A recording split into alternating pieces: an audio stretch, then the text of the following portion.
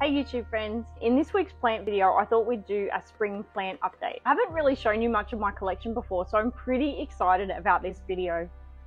I thought I'd take you for a bit of a walk around our house to have a look at a few of my favourite plants this month, a few wins, a few struggles, and a few plants that are just making me smile at the moment. So if you love plants as much as I do, and you're up for a relaxed chat, then please stick around. And if you're new here, hey, I'm Mel. I'm an over 40s YouTuber who discovered last year that I have both autism and ADHD. If you're looking for a cozy corner of the internet where you can grow your plant parenting skills and learn all about what it's like living with autism and ADHD, then you've found the right place. Let's dive into my spring plant chat. So I said at the start that I wanted to talk to you about some of my favorite plants, and most of the favorite plants that I'm going to show you throughout this video, when I first started getting into plants, they certainly weren't high on my list of favorites. So for example, this guy is making me smile so much in spring. It's just so healthy and so green, and its leaves are so different, I guess, to a lot of the other plants that I have because I don't have a lot of ferns. Ferns in general have actually scared me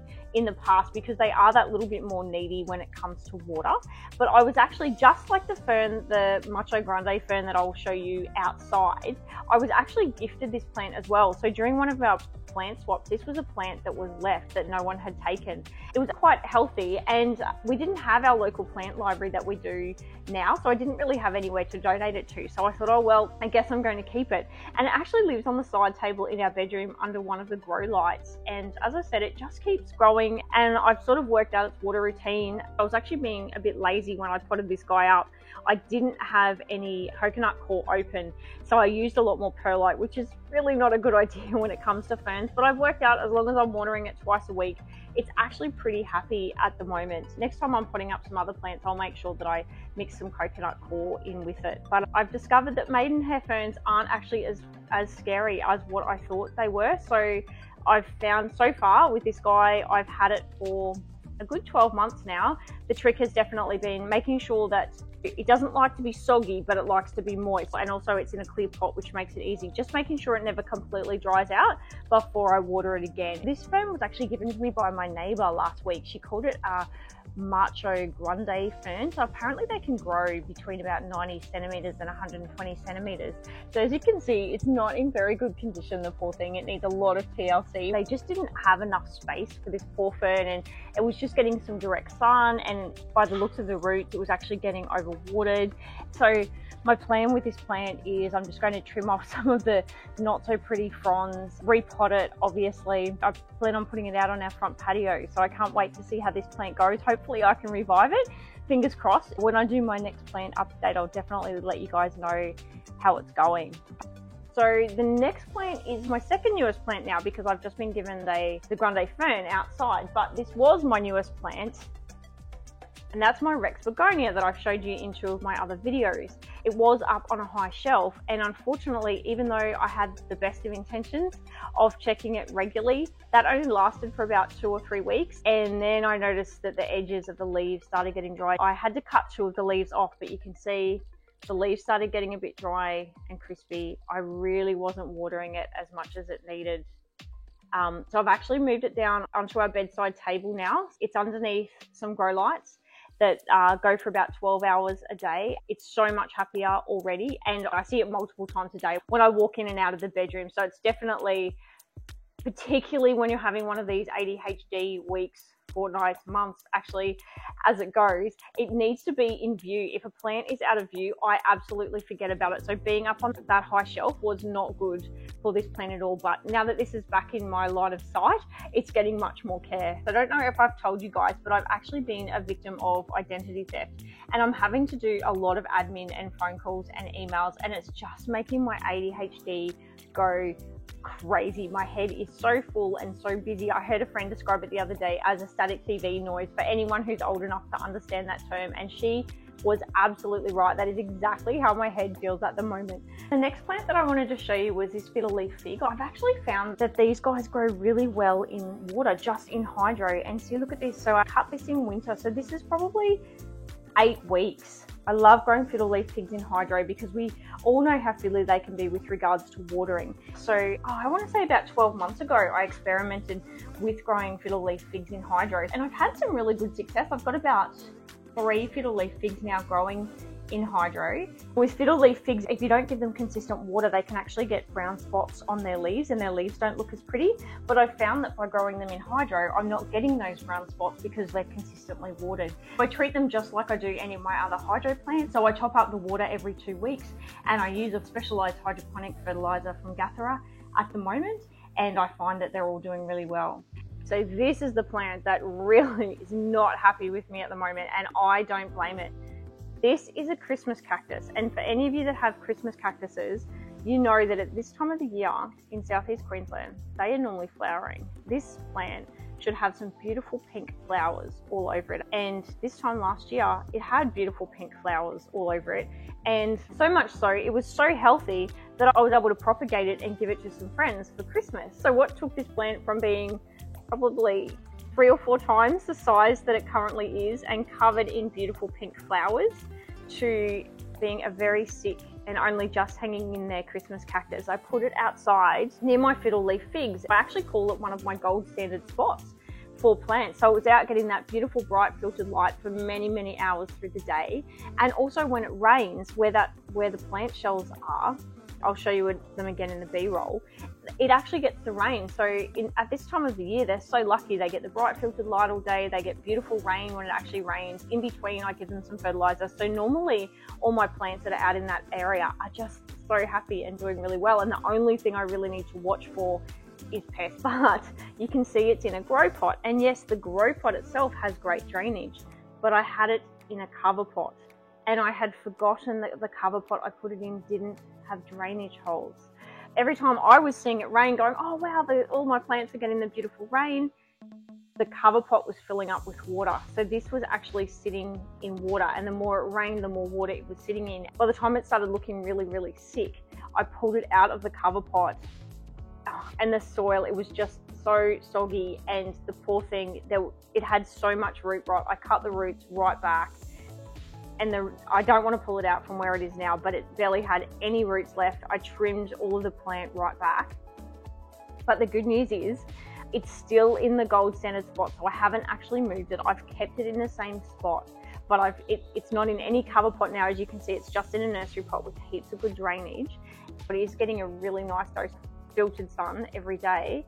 And just this week, it has started sprouting. This is the first time this year since it was drowned that it started sprouting new shoots. So I don't have very much hope that it's actually going to flower this season like it normally would, but it is actually shooting new shoots. And I think there's a little one, you probably can't see it, but there's a little one down in there as well. I'm absolutely so relieved that I think this one is going to make it. I've got my fingers crossed that it makes a full recovery. I really hope that it can forgive me for drowning it over winter. Maybe in my video this time next year, I'll be able to show you this plant and how many beautiful pink flowers it has on it. So another plant that I've just absolutely been loving, it's making me smile every single time I walk past it at the moment. It's just one of these little ghost plants. It's an evergreen succulent. And I guess I just take these guys for granted because they really do grow like weeds. I got given it from a friend, just a small clipping. They're pretty much foolproof, apart from the leaves do get knocked off them pretty easily. So you can see that one's been knocked a bit because it's closer to the drawer, but they are just so hardy. And I don't know, I just love how they vine. I love that they're a slightly grayish color. I've got a few of them scattered around the house. I had them all just sitting outside, and I've only recently brought them in just to add a different green tone. But I can't help but smile when I look at these guys, and it's amazing how robust they are. I'll show you in the B-roll. But where I had the parent plant, it used to be up on an old barbecue, and it's actually, some of these are still there, and they're actually just growing in the grates of the old barbecue. They absolutely amaze me. The main thing you have to watch with these guys, just as a tip, is being a succulent, don't overwater them. This is actually in a small terracotta pot, so I've just got it in a bit of it just fell off then when I picked it up. So this is in a terracotta pot, and it does dry out quite quickly. So we're in spring, but going into summer, I am having to water that once a week. But in winter, I can push that out to about every week and a half, sometimes 2 weeks. I'll just pop that bit back in and it'll just keep growing. There we go. Sorry, ghost plant. And while I'm in this area, I wanted to shout out to this Syngonium. Can you guys see? I bought this container. One of my favorite nurseries was actually closing down, and it does have a beautiful lid. I initially bought it as a cloche to use it as some sort of terrarium, but I couldn't find a plant that I liked to put in it. So I've always just thought of these guys as an outdoor plant because they just grow crazy underneath our macadamia nut tree. They're just so beautiful. They grow up the tree and up the fence.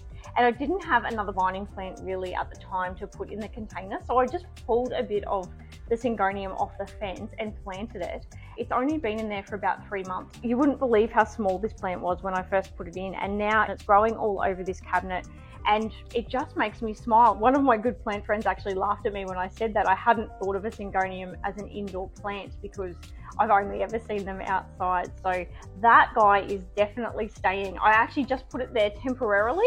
It was just meant to fill the space, and then I was going to put something else there, but it is definitely a keeper. That Syngonium is well and truly staying right where it is, next to its friend, the ghost plant. I'm actually loving that combination at the moment, so I don't see myself changing that little corner for a while. This next plant is a philodendron, and it was a really nice surprise. I have a really good plant friend, and we actually met when I was hanging around the front of her house, checking out all the wonderful plants that she has at the plant library.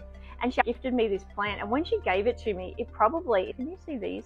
It was about that tiny, just those first 2 leaves there. It was so small. But the leaf that it had was dark in color like this.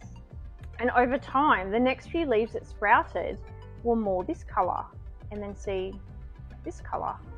And initially I thought, oh my goodness, the plant's sick and I don't know what I'm doing wrong. I'm doing all the right philodendron things. So, you know, we're now in spring, so I was giving it the plant food. I'm giving all of my other plants with every second water. I'm making sure that the soil, the top few centimeters of soil is drying out before I re-water. It's underneath some of my beautiful Guthera grow lights, and it actually gets a lot of natural light. I thought, what am I doing? I had a good look through it. Oh my goodness, there's no pests. Why are the leaves coming out a yellow color like they're sick? And then I saw these beautiful variegations coming through. And so I looked it up, and it's actually, let me just check the name here. So it's actually a Philodendron Brazil. So each leaf has like a splash of yellow or lime through them, and they're all different. I just thought I was getting a plain green philodendron, but it's just been a really lovely surprise. And so I get excited now. So there's another new leaf shooting at the moment. I get excited to see each leaf as it comes through because they are all so different. My next plant is something that I've actually shown my friends on Facebook. Oh, and I've just seen another mealybug. I can literally see another mealybug as I'm talking to you. I'm about to pick the plant up. Oh my goodness, I thought I'd got them all. This is really heavy. So this is my poor peace lily. And last year, I'll see if I can find a picture for the B-roll. So this time last year, it was absolutely decimated by, I think I ended up finding 3 caterpillars in it. They just love my plants out the front. And literally overnight, it went down to just branches. All the leaves were eaten by these 3 caterpillars. And so you can see it's coming back. It's got, I think it's got 1, 2, 3, 4, 5. It's got 5 flowers on it now, which I'm just so happy about, because if you saw this thing at this time last year, that it was literally just sticks. I actually wasn't sure if it was ever going to come back. And then I posted on Facebook to say, woohoo, look at my peace lily recovering after it got attacked by all of those grubs last year. And as I was taking pictures, I saw that it had a mealybug on one of the stems. I got the isopropyl alcohol and I rubbed the stem, and then I sprayed the whole plant with some pesticide spray. So I'm going to have to make sure I get rid of this guy after the video and have a really good look to see if I can see any more bugs. It looks like I'll have to treat it again with some isopropyl alcohol and some more pest spray because the caterpillars are around. I'm so excited to show you guys this elephant ears. So this poor thing over winter, it actually got some brown spot on it and it was really bad. My husband had brought home a really nasty virus and it knocked us all out for a good 2 or 3 weeks. And I could see it just getting sicker and sicker. And all that I could do was pull it away from the rest of the plants here where it lives and just let it sit by itself. And by the time I got well, I actually ended up having to clip every single leaf off this. This looked like an empty pot for a few months, and I just feel so lucky that it's popped up its leaves again. It's my husband's very favorite plant out of all the plants that we own, and I thought, oh my goodness, I've killed it. But no, luckily I just kept the pot moist, even though it looked like I was just looking after an empty pot. And slowly as spring came, it started shooting again, and you wouldn't believe that these leaves have only popped up over the last few weeks. Also keeping an eye out around here for pests. So this poor spider plant, you can see actually it's still got some, I'll show you in the B-roll as well, it's still got some caterpillar poo on it. So I've already caught 2 caterpillars in this plant, and every year I tell myself, Melissa, spring is coming, you really should proactively spray all your outdoor plants, and every year I don't do it and I wait until I see the bugs pop up. So that's it for my November plant update. I hope you enjoyed it as much as I did. If I didn't stop it there, I could literally just talk about my plants for hours. I'd love to hear what's going on in your plant world at the moment. Do you have any favorites, any new plants, any plant wins or struggles that you're having with plants at the moment? I love to see your plant photos, and I absolutely love getting your planty questions, particularly when you've had a plant that's been struggling and then it turns a corner. As always, thank you so much for watching, and until my next video, take care and remember that you've totally got this.